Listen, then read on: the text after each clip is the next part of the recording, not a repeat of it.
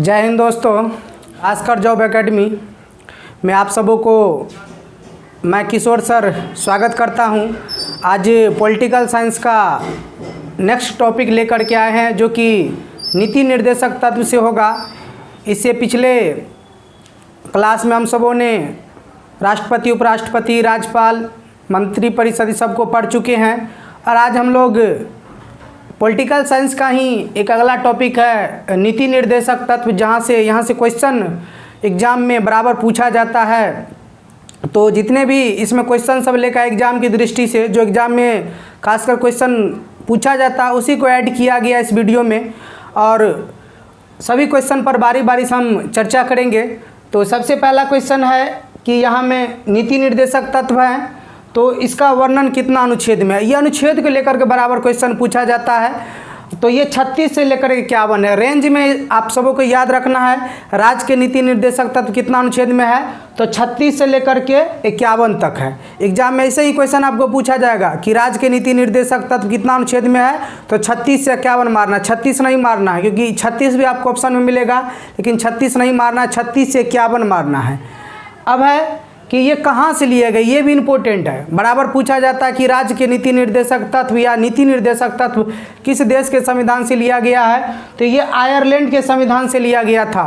यानी भारत में नीति निर्देशक तत्व नहीं था, लेकिन आयरलैंड के संविधान से ये लिया गया है। एग्जाम की दृष्टि से याद रखना है। और इसका वर्णन कितने भाग में है, तो राज्य के नीति निर्देशक तत्व का वर्णन भाग 4 में है। अब जो 36 से लेकर 51 तक अनुच्छेद है उसको हम लोग बारी बारी से पढ़ेंगे, सीरियली वाइज। जो इम्पोर्टेंट है उसी सब को ऐड किया गया है। सबसे पहले अनुच्छेद 36 में क्या है, तो नीति निर्देशक तत्व की परिभाषा है। इसको याद नहीं रखना, ये एग्जाम में आपको पूछा नहीं जाएगा, समझाने के लिए सिर्फ ऐड किया गया है। तो 36 में क्या है, परिभाषा है, और 37 में क्या है, लागू करना है। तो अनुच्छेद 36 में नीति निर्देशक तत्व की परिभाषा के बारे में बताया गया है और 37 में क्या है, इसको लागू करने की बात कही गई है। अब अनुच्छेद 38, इसको हमको याद रखना है। तो राज्य द्वारा लोक कल्याण का काम करना, एग्जाम में पूछा जाएगा राज्य द्वारा लोक कल्याण का काम करना कितना अनुच्छेद में बताया गया है, तो अनुच्छेद 38 में इसकी जानकारी दी गई है। अब है अनुच्छेद 39, तो राज्य सरकार के निःशुल्क विधि सुविधा प्रदान करना, यानी राज्य सरकार के निःशुल्क विधि या कानूनी सुविधा प्रदान करना कितना अनुच्छेद में है, तो अनुच्छेद 39 होगा। या आर्टिकल पूछे तो 39 में होगा, क्योंकि इंग्लिश में अनुच्छेद को आर्टिकल बोला जाता है। तो आर्टिकल 39 में क्या है कि राज्य सरकार के निःशुल्क विधि सुविधा प्रदान करना या कानूनी सुविधा प्रदान करना कितना अनुच्छेद में है, तो अनुच्छेद 39 में है।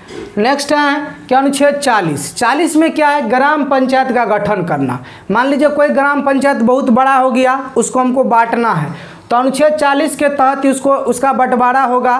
तो एग्जाम में पूछा जाता है कि ग्राम पंचायत का गठन कितना अनुच्छेद के तहत किया जाता है, तो याद रखना है अनुच्छेद 40 के तहत जो है ग्राम पंचायत का गठन किया जाता है। नेक्स्ट है कि अनुच्छेद 41 है राज्य के प्रत्येक नागरिक को काम एवं शिक्षा प्रदान करना।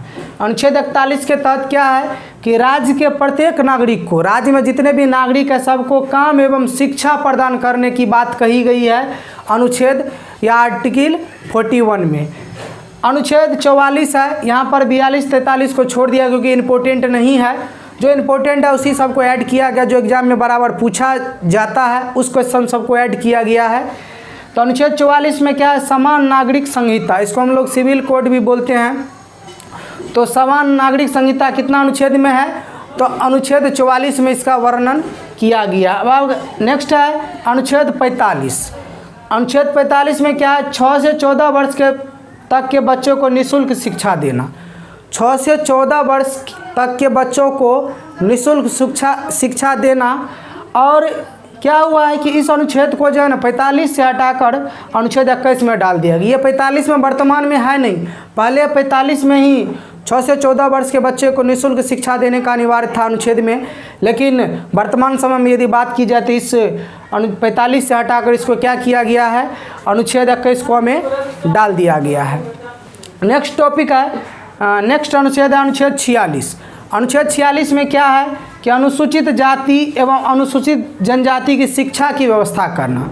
अनुसूचित जाति एवं अनुसूचित जनजाति। अनुसूचित जनजाति का अर्थ होता है एससी और अनुसूचित जनजाति का अर्थ होता है एसटी। यानी एससी एवं एसटी के लिए शिक्षा की व्यवस्था करना किस अनुच्छेद में है? तो अनुच्छेद 46 में इसका वर्णन किया गया है। नेक्स्ट अनुच्छेद है अनुच्छेद 48। तो इसमें क्या है? कृषि एवं पशुपालन का विकास। यानी कृषि एवं पशुपालन का विकास यानी इसको बढ़ावा देना, कृषि के साथ साथ पशुपालन को बढ़ावा देना किस आर्टिकल में है? तो अनुच्छेद 48 में इसका वर्णन किया गया है। और आप सबों को मैं बता दूं कि भारत एक कृषि प्रधान देश भी है और सबसे ज़्यादा पशु आबादी वाला देश भी भारत ही है, क्योंकि सबसे ज़्यादा दूध का उत्पादन इंडिया में ही होता है। तो इसको बढ़ावा दिया जाता है अनुच्छेद 48 के तहत। अब यहाँ पर अनुच्छेद 48 को है, और आप लोग एक पॉइंट याद रखिएगा, चाहे 48 का क रहे या ए रहे या रोमन संख्या में 1 रहे या आई रहे लिखा रहता है, तो क रहे, ओ रहे, आई रहे या ए रहे, तो उसमें कन्फ्यूज नहीं करना है, बात सेम है। तो अनुच्छेद 48 को में क्या है? वन एवं पर्यावरण की रक्षा करना। इसमें क्या बताया गया अनुच्छेद 48 को में कि वन जो होता है ना, वन को हमको लोग काटना नहीं चाहिए, पेड़ पौधा को हमको काटना नहीं चाहिए, उसकी रक्षा करना चाहिए और पौधा लगाना चाहिए। और कहा जाता है कि एक पौधा एक बेटे के समान होता है, क्योंकि पौधा से हमें बहुत सारी इच्छाएँ पूरी होती है। जैसे पौधा से हमको ऑक्सीजन प्राप्त होता है, फल प्राप्त होता है, बहुत सारी मिलती है। और पौधा को हम लोग काट के जैसे फर्नीचर सब का सामान भी बनाते हैं। तो अनुच्छेद 48 को में वन एवं पर्यावरण की रक्षा करने की बात कही गई है, जो कि 48 को में इम्पोर्टेंट है। जितना भी अनुच्छेद इस बोर्ड पर लिखा हुआ है सारा इम्पोर्टेंट है, सिर्फ यहाँ पर 36 और 37 को छोड़कर सारे अनुच्छेद इम्पोर्टेंट है, क्योंकि अनुच्छेद से लेकर एग्जाम समय बराबर क्वेश्चन पूछा भी जाता है। अब नेक्स्ट अनुच्छेद 49, राष्ट्रीय स्मारकों एवं पर्यटन स्थलों की रक्षा करना। यानी राष्ट्रीय स्मारक, जितने भी राष्ट्रीय स्मारक है और जितने भी पर्यटन स्थल है, उन सबों की रक्षा करने की जिम्मेवारी हम सब की है। तो ये अनुच्छेद 49 में बताया गया है। राष्ट्रीय स्मारक मतलब क्या हुआ? जैसे ताजमहल हो गया, लाल किला हो गया, और उसके बाद पर्यटन स्थल जहाँ हम लोग घूमने जाते हैं, जैसे रेलवे स्टेशन हो गया, उसकी रक्षा करना हमारी जिम्मेवारी है। तो ये अनुच्छेद 49 में कहा गया है। अब नेक्स्ट अनुच्छेद 50, कार्यपालिका से न्यायपालिका को अलग करना। यानी कार्यपालिका से न्यायपालिका को अलग करना कितना अनुच्छेद में है? तो ये अनुच्छेद 50 में यानी 50 में है। आर्टिकल 50 में कार्यपालिका से न्यायपालिका को अलग करना है। और नेक्स्ट अनुच्छेद है 51, अंतर्राष्ट्रीय शांति एवं सुरक्षा को बढ़ावा देना। अंतर्राष्ट्रीय मतलब विश्व स्तर पर हो जाता है, तो अंतर्राष्ट्रीय शांति एवं सुरक्षा को बढ़ावा देना कितना अनुच्छेद में है? तो ये 51 में है। और मैं आप सबको पहले ही बता दिया था कि नीति निर्देशक तत्व अनुच्छेद 36 से लेकर के 51 तक था। तो जितना भी इम्पोर्टेंट इसमें अनुच्छेद था जो एग्ज़ाम में पूछा जाता है, सिर्फ उसी सब को इसमें ऐड किया गया है। निश्चित तौर पर आप सबों को इस अनुच्छेद से बेनिफिट मिलेगा, क्योंकि एग्ज़ाम में यहाँ से ढेरों क्वेश्चन पूछा जाता है। काफ़ी बार ये ग्राम पंचायत जो है यहाँ से भी क्वेश्चन पूछा है, और जितना भी अनुच्छेद है सभी जगह से क्वेश्चन बराबर पूछा गया है।